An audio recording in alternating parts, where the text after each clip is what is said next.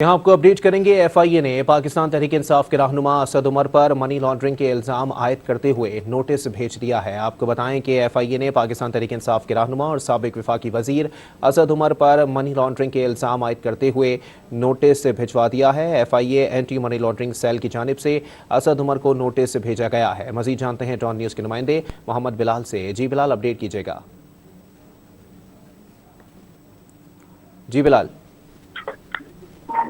जी बिल्कुल, देखिए, रहनुमा पाकिस्तान तहरीक इंसाफ असद उमर का मनी लॉन्ड्रिंग में मुलविस होने का इंकशाफ हुआ है। FIA anti money laundering cell ने असद उमर को नोटिस भेज दिया है। 25 मई को असद उमर को दस्तावेजी सबूत के साथ पेश होने का हुक्म दिया गया है। Notice deputy director Abdul Rauf Sheikh की जानिब से भेजा गया है। इस नोटिस में बताया गया है कि नोटिस मनी लॉन्ड्रिंग में मुलविस होने पर भेजा गया है, जबकि नोटिस 15 अप्रैल 2013 को आपके घर से 3 करोड़ रुपए बैंक अमले ने वसूल किए थे, जबकि बैंक अमले की जानिब से रकम पीटीआई के जिना एवेन्यू इस्लामाबाद ब्रांच में डिपॉजिट की गई।